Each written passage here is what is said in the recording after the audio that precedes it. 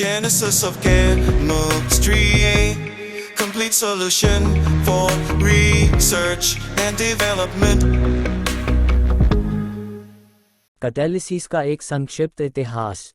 ऐतिहासिक अध्ययन आमतौर पर समय के खंडों में विभाजित होते हैं जिन्हें बौद्धिक प्रगति या विशिष्ट उपलब्धियों द्वारा चिन्हित किया गया था। कुछ अवधियों को महान घटनाओं या एक व्यक्तिगत उपलब्धि द्वारा स्पष्ट रूप से पहचाना जाता है जो संपूर्ण अवधारणा में क्रांतिकारी बदलाव करता है। हालांकि ज़्यादातर मामलों में एक अवधि से दूसरी अवधि में उन्नति विशिष्ट उपलब्धियों द्वारा चिन्हित नहीं होती है, बल्कि अग्रिमों की एक श्रृंखला का परिणाम होती है। यह पत्र इस पारंपरिक शैली का अनुसरण करता है और हमने कैटालिसिस के अपने विषय को 5 अलग अलग अवधियों में विभाजित किया है। कैटालिसिस की पहली अवधि सभ्यता की शुरुआत से पहले की है, उस समय में खो गई जब मानव जाति ने किण्वन द्वारा शराब का उत्पादन शुरू किया। कैटालिसिस की पहली अवधि के दौरान किए गए कार्य में मुख्य रूप से अलग अलग अवलोकन होते हैं जिन्हें इन घटनाओं को समझाने के लिए बिना किसी प्रयास के छिटपुट रूप से प्रलेखित किया गया था। कैटालिसिस की पहली अवधि तेजी से समाप्त हो गई जब जॉन्स जेकब बर्जेलियस ने व्यवस्थित रूप से रिकॉर्ड की गई टिप्पणियों की जांच की और उन्हें 1835 में कैटालिसिस के रूप में वर्गीकृत किया। बर्जेलियस द्वारा निकाले गए निष्कर्ष यूरोप में समकालीन वैज्ञानिकों के साथ चर्चा और प्रायोगिक कार्य पर आधारित थे। यदि कैटालिसिस की पहली अवधि अराजक थी तो दूसरी अवधि को व्यवस्थित अनुसंधान और नई उत्प्रेरक प्रक्रियाओं की खोज की विशेषता थी। इस अवधि के दौरान यह काफ़ी स्पष्ट हो गया कि कैटालिसिस अधिकांश रासायनिक प्रक्रियाओं में लागू होता है और औद्योगिक प्रक्रिया में कैटालिसिस को लागू करने से महत्वपूर्ण वित्तीय लाभ हो सकते हैं।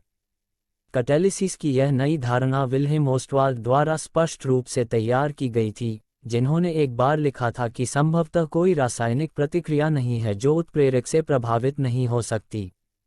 समय का वह बिंदु जब दूसरी से तीसरी अवधि में बदलाव होता है उतना स्पष्ट नहीं है जितना पहले और दूसरे के बीच। कैटालिसिस की तीसरी अवधि 19वीं शताब्दी के अंत के दौरान किसी समय शुरू होती है, जब अकादमिक ज्ञान का विकास औद्योगिक अनुप्रयोगों में अनुवादित होता है। इस बिंदु पर विकसित की गई उत्प्रेरक प्रक्रियाओं की संख्या सैकड़ों में हो गई थी और इनमें से कुछ प्रक्रियाओं की आर्थिक क्षमता अत्यधिक व्यवहार्य थी। बल्क केमिकल्स की मांग में सामान्य वृद्धि भी थी और इसलिए कैटालिसिस द्वारा उत्पादों को कम करने से स्पष्ट आर्थिक लाभ हुए। इस अवधि के थोक रसायनों का औद्योगिक उत्पादन पहले विश्व युद्ध के दौरान सबसे अधिक था, जब नाइट्रिक एसिड पर आधारित विस्फोटकों की मांग बेतुके अनुपात में पहुंच गई थी।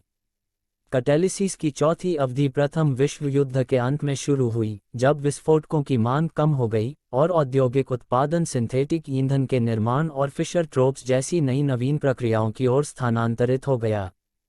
इस अवधि की सबसे महत्वपूर्ण नई प्रक्रिया नवाचार द्रव उत्प्रेरक क्रैकिंग प्रक्रिया थी, जिसने मित्र देशों की सेना को द्वितीय विश्व युद्ध के दौरान अपने सेनानियों को ईंधन प्रदान करने में सक्षम बनाया। जब युद्ध समाप्त हुआ तो उत्प्रेरक उद्योग की प्रवृत्ति में एक उल्लेखनीय परिवर्तन हुआ और इस प्रकार कैटालिसिस की चौथी अवधि समाप्त हो गई। पांचवीं अवधि, जो 1970 के दशक की शुरुआत में कुछ अपरिभाषित बिंदु तक चली, पेट्रोकेमिकल उद्योग और सिंथेटिक पॉलिमर के निर्माण के लिए विभिन्न उत्प्रेरक प्रक्रियाओं की विशेषता थी। पेट्रोकेमिकल उद्योग की प्रमुख भूमिका उस विस्फोटक ऑटोमोटिव बाजार का परिणाम थी जो द्वितीय विश्व युद्ध के बाद यूरोप और उत्तरी अमेरिका में विकसित हुआ था। 70 के दशक की शुरुआत में किसी बिंदु पर दुनिया को उद्योग के पर्यावरण पर पड़ने वाले प्रभावों के बारे में पता होना शुरू हो गया, आंशिक रूप से राहेल कार्सन के साइलेंट स्प्रिंग से छिटक गया। विचार की इस नई प्रवृत्ति ने पर्यावरण उत्प्रेरण के अनुशासन को जन्म दिया। पर्यावरणीय कैटालिसिस आधुनिक रासायनिक उद्योग की दिशा में पहला कदम था जहां उत्प्रेरण को लगभग हर प्रक्रिया पर लागू किया जाता है, जिसमें फार्मास्यूटिकल अनुप्रयोगों के लिए बढ़िया रसायनों के उत्पादन से लेकर भारी मात्रा में रसायनों और निकास गैस उत्प्रेरकों का उत्पादन शामिल है। छठी अवधि, जो 70 के दशक में शुरू हुई थी और जिसे केवल नई उत्प्रेरक प्रक्रियाओं के निरंतर आविष्कार से पहचाना जा सकता है, अभी तक स्पष्ट रूप से 7वें चरण में नहीं पहुंची है। एंजाइमेटिक बायोकैटालिसिस का उपयोग संभवतः एक नए कैटालिटिक युग की शुरुआत हो सकता है, हालांकि यह बताना अभी जल्दबाजी होगी। 1834 तक कीमिया से रसायन शास्त्र तक, किण्वन द्वारा चीनी से शराब बनाने की कला की प्राचीन जड़ें हैं और इस प्रक्रिया की उत्पत्ति का पता लगाना बहुत दूर की बात है। हालांकि यह कीमिया युग के दौरान था कि प्रक्रिया को पहले स्पष्ट रूप से तैयार किया गया था। अकार्बनिक कैटालिसिस के उपयोग का पहला ज्ञात संदर्भ 1552 से है, जब वैलेरियस कॉर्ड्स ने सल्फ्यूरिक एसिड का उपयोग अल्कोहल को ईथर में बदलने के लिए उत्प्रेरित किया। जादुई उत्प्रेरक की खोज में रसायन विज्ञान की अवधि का प्रभुत्व था जो आधार धातुओं को महान धातुओं में परिवर्तित कर सकता था। इस अवधि के दौरान रासायनिक प्रतिक्रियाओं का ज्ञान मुख्य रूप से अनुभवजन्य था। इस अवधि के दौरान की गई खोजें अक्सर अलग थलग थीं और इस अवधि के वैज्ञानिकों के बीच सहयोग विरल था।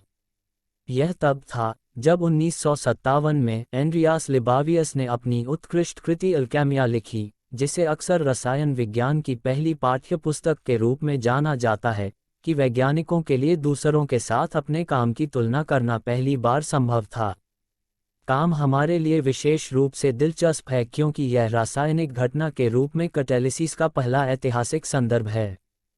लिबावियस, हालांकि, बर्जेलियस द्वारा वर्णित उत्प्रेरक घटना के बजाय आधार धातुओं के चांदी और सोने में अपघटन का वर्णन करने के लिए कैटालिसिस शब्द का उपयोग करता है। पदार्थ के संरक्षण के नियमों के निर्माण ने रासायनिक और उत्प्रेरक प्रतिक्रियाओं के बीच अंतर करना संभव बना दिया। पदार्थ का संरक्षण लेवोजियर, कैवेंडिश, प्रीस्टले, बर्थोलेट, प्राउस्ट, गेलुसाक और डाल्टन के विचारों पर आधारित था। कैटालिसिस के सिद्धांत पहली बार 1794 में फुलहेम द्वारा प्रस्तुत किए गए थे, जब उन्होंने सुझाव दिया था कि कार्बन मोनोऑक्साइड के ऑक्सीकरण के लिए पानी की थोड़ी मात्रा की उपस्थिति आवश्यक थी और रासायनिक प्रतिक्रिया से पानी अप्रभावित था। इसी तरह के प्रेक्षण किरचॉफ द्वारा किए गए थे, जिन्होंने 1812 में तनु अम्लों का उपयोग करके स्टार्च को शर्करा में हाइड्रोलाइज किया था।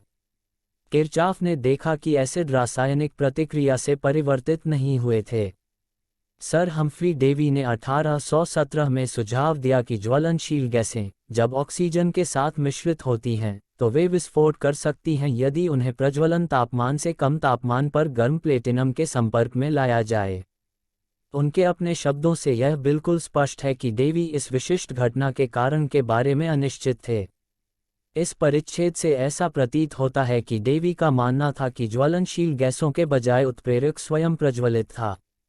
1818 में एरमन द्वारा डेवी के काम का पालन किया गया, जिसने दिखाया कि 50 डिग्री सेल्सियस पर दहन करना संभव था। थेनार्ड ने 1818 में दिखाया कि अम्लीय विलयनों में हाइड्रोजन पेरोक्साइड को स्थिर करना संभव है जबकि यह पानी की उपस्थिति में विघटित हो जाता है। थेनार्ड को हाइड्रोजन पेरोक्साइड की खोज का श्रेय भी दिया जाता है। वह यह भी दिखाने में सक्षम था कि महान धातुओं को जोड़कर अपघटन की दर को कम करना संभव था और अपघटन की दर प्रयुक्त धातु पर निर्भर थी। अपघटन पर नोबल धातुओं के प्रभाव की आगे एडमंड डेवी द्वारा जांच की गई, जिन्होंने 1820 में प्रदर्शित किया कि हवा के संपर्क में आने पर प्लेटिनम के ऊपर अल्कोहल को तेजी से एसिटिक एसिड में ऑक्सीकृत करना संभव था। इसे बाद में 1822 में डोबेराइना द्वारा सत्यापित किया गया था। डोबेराइना ने यह भी दिखाया कि प्लेटिनम के ऊपर कमरे के तापमान पर हाइड्रोजन और ऑक्सीजन का दहन संभव है। इस खोज से हाइड्रोजन लैंप का निर्माण हुआ। डोबेराइना की खोजों से प्रेरित होकर डुलोंग और थेनार्ड ने यह जांचने के लिए सामग्रियों की एक श्रृंखला की जांच शुरू की कि क्या प्लेटिनम के अलावा अन्य सामग्रियों के साथ हाइड्रोजन और ऑक्सीजन की प्रतिक्रिया को बढ़ावा देना संभव है। अपने अध्ययन के दौरान उन्होंने पाया कि सोना, चांदी और यहां तक कि कांच जैसे कई पदार्थ हाइड्रोजन के दहन को बढ़ावा देने में सक्षम थे और यह गतिविधि इस्तेमाल की गई सामग्री पर निर्भर थी। प्लेटिनम आधारित उत्प्रेरकों के निष्क्रिय होने का अध्ययन पहली बार 1825 में हेनरी द्वारा किया गया था। हेनरी ने पाया कि कुछ पदार्थ, उदाहरण के लिए हाइड्रोजन सल्फाइड और कार्बन डाइसल्फाइड, हाइड्रोजन के दहन को रोकते हैं। हेनरी ने यह भी नोट किया कि प्लेटिनम उत्प्रेरक हाइड्रोजन और कार्बन मोनोऑक्साइड की तुलना में मीथेन और एथिलीन के दहन के लिए कम सक्रिय थे। इस नई खोज के साथ हेनरी ने प्लेटिनम आधारित उत्प्रेरकों की उपस्थिति में ज्वलनशील गैसों को उनकी प्रतिक्रियाशीलता के आधार पर अलग करने और उनका विश्लेषण करने के लिए मॉडल विकसित किए। टनर ने दिखाया कि प्लेटिनम आधारित उत्प्रेरक का उपयोग करके क्लोरीन के साथ हाइड्रोजन को संयोजित करना संभव है।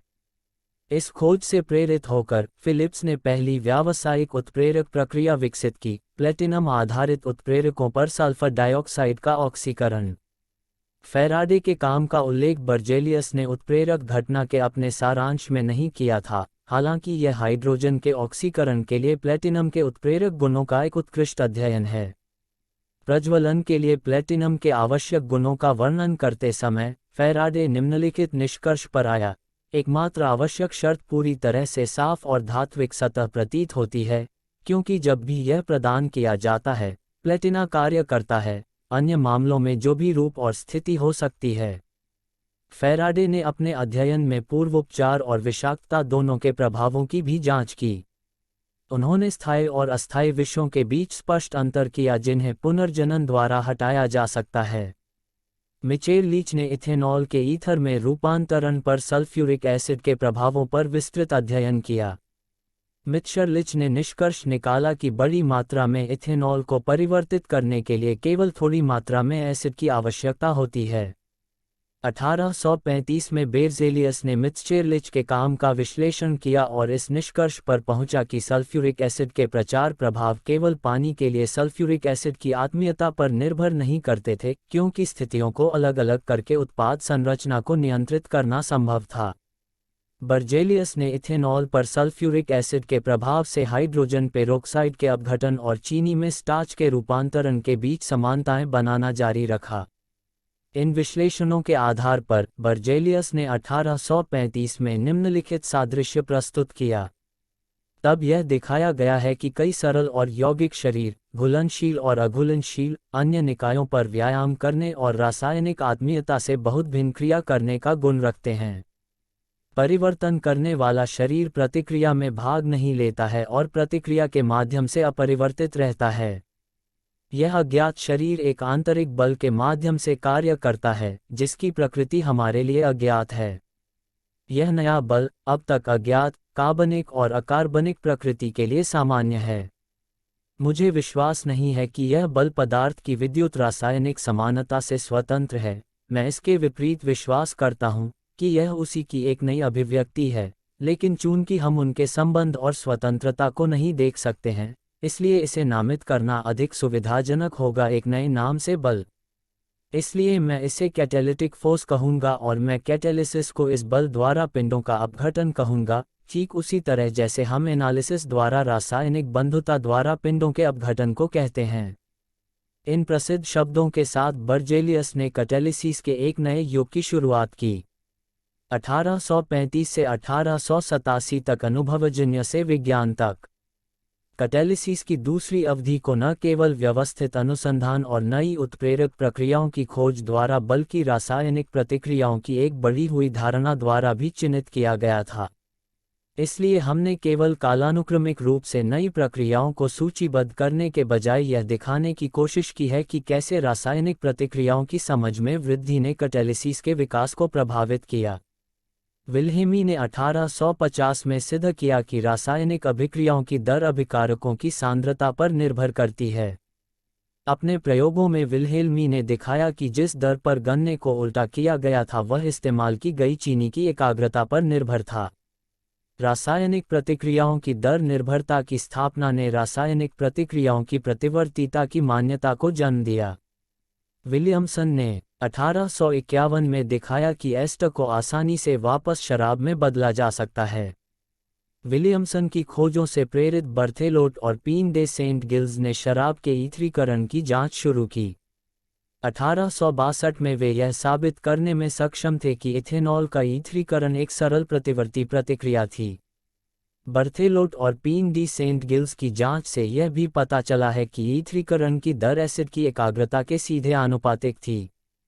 गुल्डबर्ग और वेज ने बर्थेलोट के काम को जारी रखा और प्रयोगात्मक परिणामों की अधिक सटीक व्याख्या प्राप्त करने में सक्षम थे और बाद में पहला मात्रात्मक कानून तैयार किया।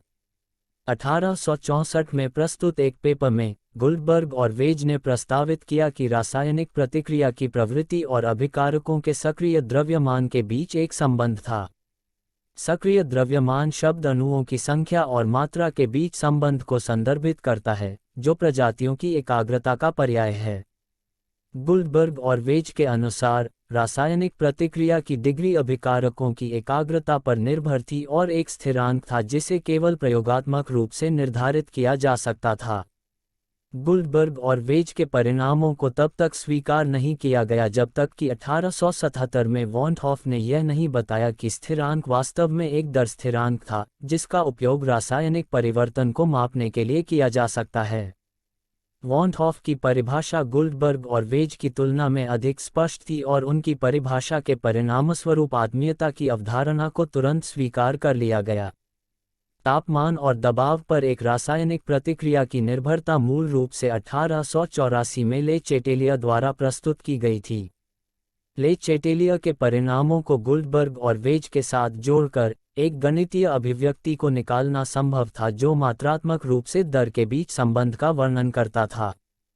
प्रतिक्रिया और प्रतिक्रिया का तापमान और दबाव। इस क्षेत्र में हासिल किए गए विकास कई प्रमुख शोधकर्ताओं का परिणाम है, जिनमें वान हॉफ, होर्स्टमन, गिब्स और नंस्ट शामिल हैं। इस खंड में अब तक प्रस्तुत किए गए परिणामों को सभी रासायनिक प्रतिक्रियाओं पर लागू किया जा सकता है, न कि केवल उत्प्रेरक प्रतिक्रियाओं पर, और अब हम इन खोजों को उत्प्रेरक के दृष्टिकोण से प्रस्तुत करेंगे। 1877 में लिमोइन ने दिखाया कि एक रासायनिक प्रतिक्रिया के लिए एक उत्प्रेरक को लागू करने से संतुलन की दर को बढ़ाया जा सकता है, लेकिन संतुलन की स्थिति में बदलाव नहीं हुआ। इसी अवधि के दौरान एक ऊष्मागतिक परिप्रेक्ष्य से एक ही निष्कर्ष पर पहुंचा गया था, एक उत्प्रेरक जो रासायनिक प्रणाली में कोई ऊर्जा नहीं देता है, संतुलन की स्थिति को नहीं बदल सकता है, यह केवल उस दर को बदल सकता है जिस पर यह पहुंचा है। यह दृश्य ओस्टवाल्ड द्वारा संशोधित किया गया था, जिन्होंने दावा किया था कि एक उत्प्रेरक रासायनिक परिवर्तन की शुरुआत नहीं कर सकता है, यह केवल गति या मंदता कर सकता है। इस परिभाषा को कई शोधकर्ताओं से मजबूत आरक्षण मिला क्योंकि कई जांचकर्ताओं ने नोट किया था कि उत्प्रेरक की उपस्थिति में ही कई प्रतिक्रियाएं हो सकती हैं। हालांकि दो परिभाषाओं के बीच का अंतर केवल काल्पनिक है, क्योंकि व्यावहारिक कारणों से असीम रूप से छोटी दर वाली प्रतिक्रिया और बिल्कुल नहीं होने वाली प्रतिक्रिया के बीच कोई अंतर नहीं है। इस खंड में हमने कैटालिसिस की दूसरी अवधि के दौरान विकसित सैकड़ों नई उत्प्रेरक प्रक्रियाओं को सूचीबद्ध करने के बजाय विचारों के परिवर्तन को प्रस्तुत करने का प्रयास किया है। यह पहचानना है कि रासायनिक प्रतिक्रिया इंजीनियरिंग के विचार में परिवर्तन दूसरी अवधि की मुख्य प्रेरक शक्ति थी।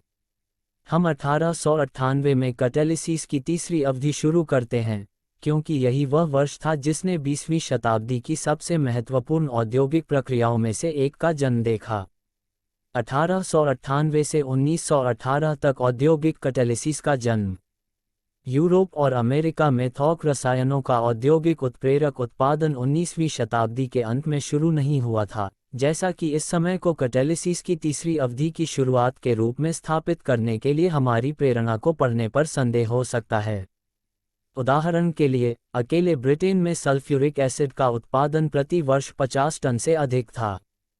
हालांकि यह 1898 तक नहीं था कि संपर्क सल्फ्यूरिक एसिड के साथ उत्पादन की समस्याओं को नियश द्वारा हल किया गया था। नित्सच के काम ने दुनिया भर में सल्फ्यूरिक एसिड के उत्पादन में एक उल्लेखनीय विस्तार किया, जो कि अवधि के अंत में प्रति वर्ष 1 मिलियन टन के करीब था। तीसरी अवधि नई उत्प्रेरक प्रक्रियाओं की खोज और कार्यान्वयन द्वारा चिन्हित की गई थी। इसलिए हमने यह दिखाने की कोशिश की है कि ये नई प्रक्रियाएं उस समय की घटनाओं से कैसे जुड़ी हुई थीं और यूरोप के महान युद्ध में प्रवेश करते ही उत्प्रेरक उद्योग कैसे बदल गया। अमोनिया प्रक्रिया, जो बिना किसी संदेह के उस समय की सबसे महत्वपूर्ण प्रक्रिया थी, मूल रूप से अकाल को रोकने के लिए यूरोप को उर्वरक प्रदान करने के लिए विकसित की गई थी। हालांकि उत्पादित अधिकांश अमोनिया नाइट्रोजन आधारित विस्फोटकों के उत्पादन में एक प्रमुख थोक रसायन के रूप में समाप्त हो गया। विस्फोटकों के उत्पादन में अमोनिया का उपयोग करने की संभावना को बड़े पैमाने पर ओस्टवाल्ड को मान्यता दी जा सकती है, जिन्होंने 1902 में अमोनिया के ऑक्सीकरण के लिए नाइट्रिक एसिड के लिए एक प्रक्रिया विकसित की थी।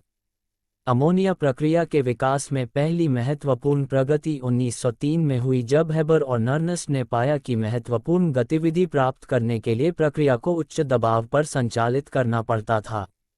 अपने काम के दौरान हेबर और नर्नस्ट ने यह भी महसूस किया कि उच्च तापमान और दबाव दोनों पर प्रक्रिया को संचालित करके उच्च गतिविधि और संतुलन एकाग्रता प्राप्त की जा सकती है। अमोनिया का पहला छोटे पैमाने पर उत्प्रेरक उत्पादन 1905 में शुरू हुआ, जब हेबर ने लोहे पर आधारित उत्प्रेरक का इस्तेमाल किया। अमोनिया को संश्लेषित करने के लिए एक औद्योगिक प्रक्रिया का विकास मुख्य रूप से हेबर, बॉश और मित्तश के काम को माना जा सकता है। कार्ल बॉश ने 1908 में BASF के लिए काम करना शुरू किया और उन्हें तुरंत अमोनिया प्रक्रिया के विकास के लिए नियुक्त किया गया। 1909 में मित्तश ने हाइड्रोजन और नाइट्रोजन से अमोनिया के उत्पादन के लिए पहला औद्योगिक उत्प्रेरक विकसित किया और एक साल बाद हेबर प्रक्रिया पर आधारित अमोनिया का पहला बड़े पैमाने पर उत्पादन लुड्विग्शाफेन में BASF संयंत्र में किया गया। 1913 के अंत तक यूरोप में उत्पादित अधिकांश अमोनिया विस्फोटकों के उत्पादन के लिए नामित किया गया था और इस समय तक BASF ने 2 नए अमोनिया संयंत्रों का निर्माण किया था। BASF अब तक केवल सैन्य अनुप्रयोगों के लिए ओस्टवाल्ड प्रक्रिया का उपयोग करते हुए औद्योगिक पैमाने पर नाइट्रिक एसिड का उत्पादन कर रहा था। 1914 तक, जब यूरोप में युद्ध छिड़ गया था, BASF के सभी अमोनिया का उत्पादन विस्फोटकों के उत्पादन के लिए नामित किया गया था। युद्ध के दौरान कैटालिसिस की प्रगति धीमी थी, लेकिन कुछ विकास उल्लेखनीय हैं। 1915 में इरविंग लैंगमुइर ने हेबर द्वारा किए गए प्रारंभिक कार्य के आधार पर सोखना इज़ोटेर्म पर अपने सिद्धांत प्रस्तुत किए। लैंगमुइर को अगले वर्ष विकासशील तापमान क्रमादेशित डिसॉर्प्शन से भी मान्यता प्राप्त है। 1918 में, तीसरी अवधि के अंत में, हेबर को अमोनिया के संश्लेषण के लिए रसायन विज्ञान में नोबेल पुरस्कार मिला। हेबर को पुरस्कार देने के निर्णय ने पूरे यूरोप में विरोध को भड़का दिया क्योंकि क्लोरीन गैस के रूप में रासायनिक हथियारों के विकास में उनकी भूमिका थी, जिसका उपयोग युद्ध के दौरान मित्र देशों की सेना के खिलाफ किया गया था। कैटालिसिस की तीसरी अवधि कुछ हद तक शर्म से समाप्त हो गई क्योंकि विनाश के हथियारों के उत्पादन में उत्प्रेरक के विकास का प्रभुत्व था। उत्प्रेरक ईंधन प्रक्रियाओं 1918-1945 के विकास से वैश्विक गतिशीलता में वृद्धि। चौथी अवधि के उत्प्रेरक विकास पर पेट्रोलियम उद्योग का प्रभुत्व था। इस खंड में हम कालक्रम के अनुसार उत्प्रेरक विकास का अनुसरण करने का प्रयास करेंगे क्योंकि बड़ी संख्या में महत्वपूर्ण घटनाएं हैं जिन्हें उजागर करने की आवश्यकता है। हालांकि पेट्रोलियम उद्योग पर विशेष ध्यान दिया जाएगा क्योंकि इसने अवधि की उत्प्रेरक प्रगति को परिभाषित किया। पहला महत्वपूर्ण विकास 1920 में हुआ जब स्टैंडर्ड ऑयल कंपनी ने पेट्रोलियम से आइसोप्रोपेनॉल का बड़े पैमाने पर औद्योगिक उत्पादन शुरू किया। आइसोप्रोपानोल का उत्पादन महत्वपूर्ण है क्योंकि यह पहली बड़े पैमाने की प्रक्रिया थी जिसमें फीड में पेट्रोलियम का इस्तेमाल किया गया था। 1922 में फ्रांज फिशर और हैंस ट्रॉप्स ने कार्बन मोनोऑक्साइड से हाइड्रोकार्बन और कोयला गैसीकरण से हाइड्रोजन को कमरे के तापमान पर संश्लेषित करने में कामयाबी हासिल की। यह खोज बिना किसी संदेह के उस समय की सबसे महत्वपूर्ण रासायनिक उपलब्धियों में से एक है। फिशर और ट्रॉप्स ने अपनी प्रक्रिया का विकास जारी रखा और 1925 में उच्च दबाव पर प्रक्रिया को संचालित करके उच्च पैदावार प्राप्त करने में सक्षम हुए। द्वितीय विश्व युद्ध के दौरान प्रक्रिया विशेष रूप से महत्वपूर्ण थी जब हाइड्रोकार्बन की मांग तेजी से बढ़ी। यह प्रक्रिया आज भी उतनी ही प्रासंगिक है जितनी 80 साल पहले थी और शेल और SASOL सहित कई कंपनियों द्वारा नियोजित है। मेथनॉल 20वीं शताब्दी के सबसे महत्वपूर्ण थोक रसायनों में से एक रहा है, जिसमें बड़ी मात्रा में अनुप्रयोग होते हैं, जो फॉर्मल्डिहाइड और MTBE के उत्पादन में आधार रसायन के रूप में कार्य करने से लेकर ईंधन सेल वाहनों में ईंधन के रूप में उपयोग किए जाने तक होते हैं। मेथनॉल का पहला बड़े पैमाने पर औद्योगिक उत्पादन 1926 में शुरू हुआ जब ड्यूपॉन्ट ने सिंथेटिक मेथनॉल का उत्पादन शुरू किया। 1927 में कैटालिसिस के ज्ञान ने एक विशाल कदम उठाया जब हिंशेलवुड ने लैंगमुइर द्वारा पहले के निष्कर्षों के आधार पर अपने गतिज सिद्धांत को प्रस्तुत किया। लैंगम्य हिंशेलवुड कैनेटिक्स के सिद्धांतों को आज भी उत्प्रेरक मॉडलिंग में लागू किया जा रहा है और इरविंग लैंगम्यूर को 1932 में नोबेल पुरस्कार दिया गया। लैंगम्यूर और हिंशेलवुड की खोजों को ओलाफ हाउजन और केनेथ वॉटसन द्वारा लोकप्रिय बनाया गया था, जिन्होंने लैंगम्यूर और हिंशेलवुड के सिद्धांतों को रिएक्टर डिज़ाइन और रासायनिक इंजीनियरिंग सिद्धांतों पर लागू किया था। 1921 वह वर्ष था जब 2000 से अधिक विभिन्न पदार्थों की जांच करने के बाद जनरल मोटर्स केमिकल कंपनी में थॉमस मिडिगली ने पाया कि टेट्राइथाइल लेड को गैसोलीन में एक एंटीकॉकिंग एजेंट के रूप में जोड़ा जा सकता है। टेट्राइथाइल लेड की खोज अत्यंत महत्वपूर्ण थी क्योंकि इसने दोनों ऑटोमोबाइल इंजन के प्रदर्शन को बढ़ाया और साथ ही दस्तक देकर इंजन को नष्ट होने से रोका। भाप सुधार आधुनिक पेट्रोलियम उद्योग में हाइड्रोजन के उत्पादन के लिए महत्वपूर्ण रहा है। न्यू जर्सी में स्टैंडर्ड ऑयल कंपनी द्वारा 1930 में पहला वाणिज्यिक भाप सुधार संयंत्र बनाया गया था। 1930 के दशक के दौरान सतह रसायन विज्ञान का ज्ञान महत्वपूर्ण दर से विकसित हुआ। इगोर टैम पर विशेष ध्यान दिया जाना चाहिए, जिन्होंने धात्विक सतहों पर इलेक्ट्रॉन राज्यों पर ग्राउंड ब्रेकिंग का काम किया, और जॉन बार्डन को धात्विक सतहों पर इलेक्ट्रॉनों की संरचना पर उनकी जांच के लिए। 1936 में यूजीन हॉडरी द्वारा पेट्रोलियम की उत्प्रेरक क्रैकिंग विकसित की गई थी और निश्चित रूप से अब तक विकसित सबसे महत्वपूर्ण रासायनिक प्रक्रियाओं में से एक है। हॉडरी ने मूल रूप से सन ऑयल कंपनी के लिए प्रक्रिया विकसित की, जो पेट्रोलियम में एक योज्य के रूप में टेट्राइथाइल लेड का सहारा नहीं लेना चाहती थी। विश्व युद्ध 2 के दौरान यह प्रक्रिया अविश्वसनीय रूप से प्रासंगिक हो गई जब विमानन गैसोलीन की अचानक मांग बढ़ गई। 1938 और 1950 के बीच पूरी दुनिया में कई क्रैकिंग इकाइयों का निर्माण पूरा हुआ और इस प्रक्रिया में कई सुधार किए गए। सबसे महत्वपूर्ण संशोधन 1941 में आया जब द्रव उत्प्रेरक क्रैकिंग तकनीक पेश की गई। मानक तेल कंपनी के लिए MIT में लुईस और गिलीलैंड द्वारा द्रव उत्प्रेरक क्रैकिंग तकनीक विकसित की गई थी। लुईस और गिलीलैंड द्वारा किए गए संशोधन ने फिक्स्ड बेड हाउडरी प्रक्रिया से जुड़ी अधिकांश समस्याओं को हल किया और द्वितीय विश्व युद्ध के दौरान आवश्यक बड़ी मात्रा में गैसोलीन प्रदान करने में बहुत महत्वपूर्ण भूमिका निभाए। अमोनिया प्रक्रिया, जो कैटालिसिस की तीसरी अवधि के दौरान अविश्वसनीय रूप से महत्वपूर्ण थी, कैटालिसिस की चौथी अवधि के दौरान और जांच की गई। सबसे महत्वपूर्ण विकास 1940 में आया जब टैमकिन ने अमोनिया प्रक्रिया के कैनेटिक्स का विस्तृत विवरण प्रकाशित किया। हेनरिक क्रेमर ने उसी वर्ष उत्प्रेरक प्रतिक्रियाओं के कैनेटिक्स पर एक विस्तृत अध्ययन प्रकाशित किया। उत्प्रेरण की चौथी अवधि 1945 में द्वितीय विश्व युद्ध के साथ समाप्त हुई। इस अवधि के अंत में सबसे महत्वपूर्ण उत्प्रेरक घटना युद्ध के दौरान उनकी भूमिका के परिणामस्वरूप आईजी फाबेन को BASF, बायर और होचस्ट में विभाजित करने का मित्र राष्ट्रों का निर्णय है। युद्ध से शांति तक 1946 से 1970 तक। जैसे जैसे दुनिया युद्ध आधारित अर्थव्यवस्था से दूर होती गई, वैसे वैसे रसायनों की मांग में स्वाभाविक बदलाव आया। यूरोप में ऑटोमोबाइल के बाजार में एक विस्फोट हुआ, जिसके कारण पेट्रोलियम की मांग में तेजी से वृद्धि हुई। पेट्रोकेमिकल्स से पॉलिमर के उत्प्रेरक उत्पादन ने भी महत्वपूर्ण भूमिका निभाई। कैटालिसिस की चौथी अवधि बनाने वाले पेट्रोलियम उद्योग ने पांचवीं अवधि में समान रूप से महत्वपूर्ण भूमिका निभाई, केवल वास्तविक अंतर उत्पादित वस्तुओं का था। इस काल की कोई भी महत्वपूर्ण घटना छूटने से बचने के लिए हम इस काल की घटनाओं को कालानुक्रमिक रूप से प्रस्तुत करेंगे। 1949 में पेंसिल्वेनिया विश्वविद्यालय में पहली संगठित कैटालिसिस बैठक हुई।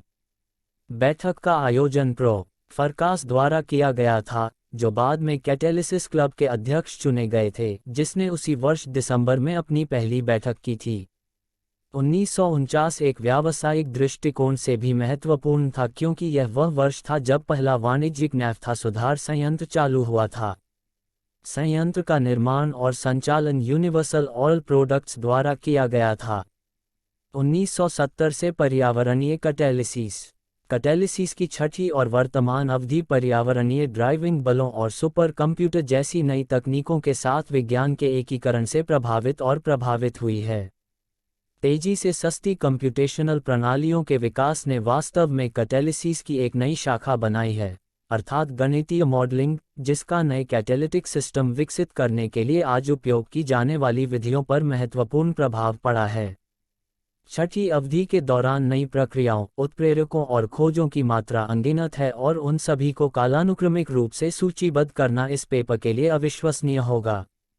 इसलिए हमने सबसे महत्वपूर्ण विकास की पहचान की है और कैसे उन्होंने कैटालिसिस की प्रगति को प्रभावित किया और दुनिया को प्रभावित किया। ऑटोमोबाइल से निकलने वाली गैस के नकारात्मक प्रभाव पर 60 के दशक के अंत और 70 के दशक की शुरुआत में भारी बहस हुई थी।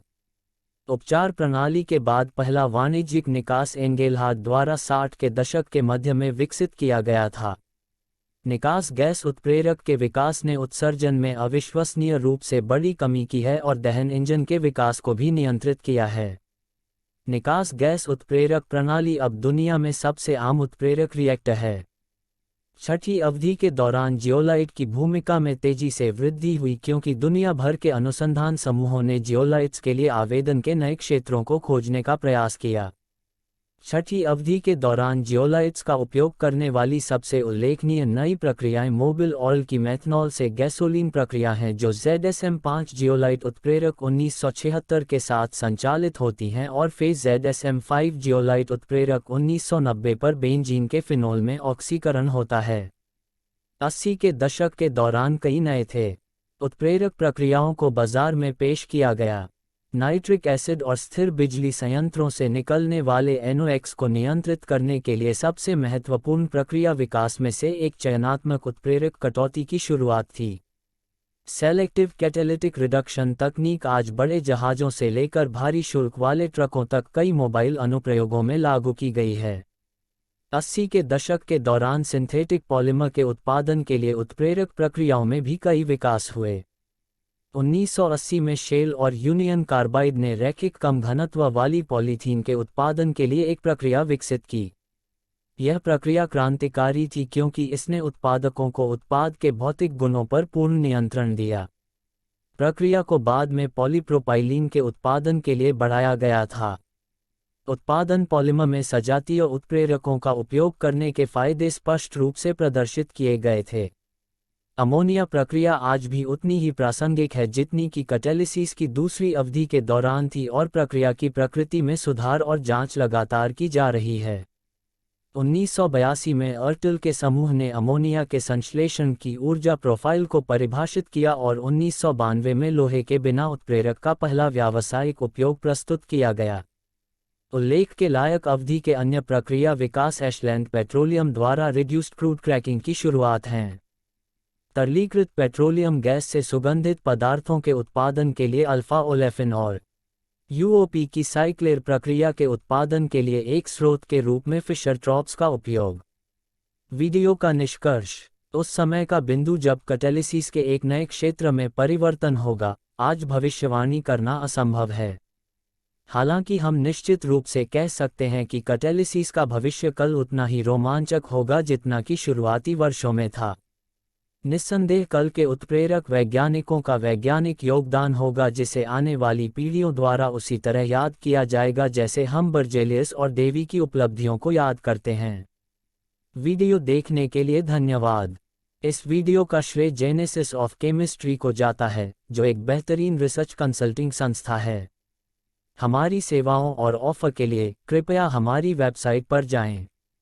अधिक वीडियो के लिए कृपया हमारे चैनल को लाइक और सब्सक्राइब करें और फेसबुक पर हमसे जुड़ें। धन्यवाद।